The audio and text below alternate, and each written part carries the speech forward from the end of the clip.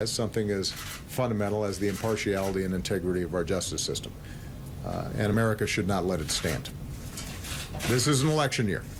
And during election years, politicians tend to use the immigration issue to scare people with words like amnesty in hopes that it'll whip up votes.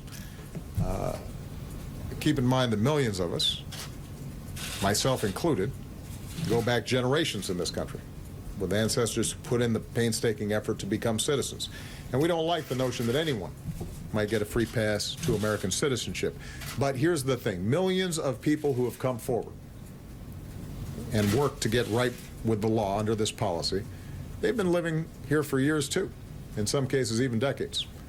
So leaving the broken system the way it is, that's not a solution.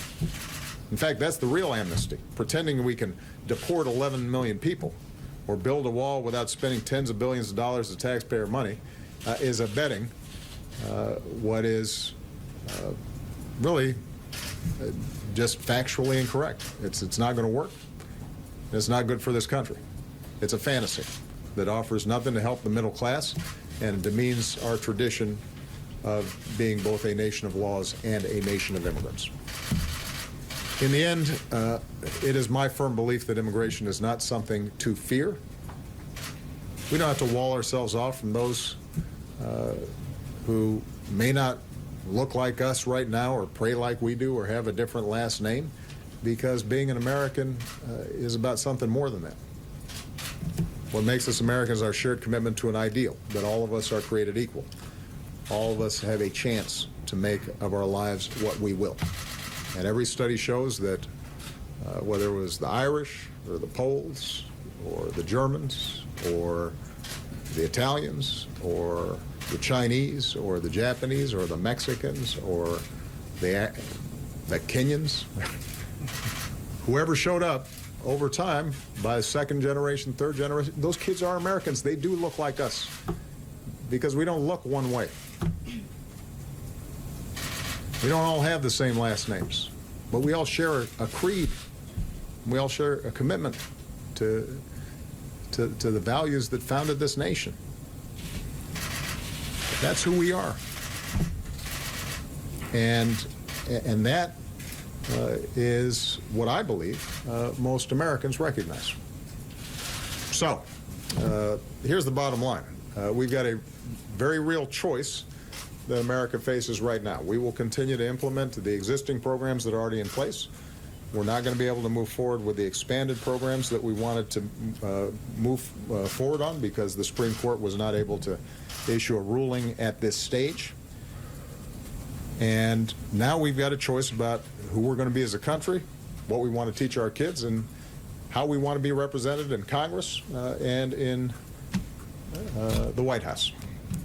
We're going to have to make a decision about whether we are a people who tolerate the hypocrisy of a system where the workers who pick our fruit or make our beds never have the chance to get right with the law, or whether we're going to give them a chance, just like our forebears had a chance, to take responsibility and give their kids a better future. We're going to have to decide whether we're people who accept the cruelty of ripping children from their parents' arms, or whether we actually value families and keep them together for the sake of all of our communities. We're going to have to decide whether we're people who continue to educate the world's brightest students in our high schools and universities, only to then send them away to compete against us, or whether we encourage them to stay and create new jobs and new businesses right here in the United States. These are all the questions that voters now are going to have to ask themselves and are going to have to answer in November. These are the issues that are going to be debated by candidates across the country, both congressional candidates as well as the presidential candidates. And in November, Americans are going to have to make a decision about what we care about and who we are. I promise you this, though. Sooner or later, immigration reform will get done. Congress is not going to be able to ignore America forever. It's not a matter of if, it's a matter of when. And I can say that with confidence because we've seen our history.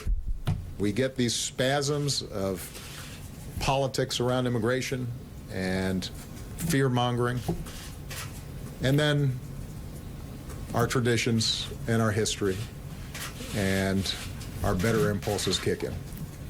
That's how we all ended up here.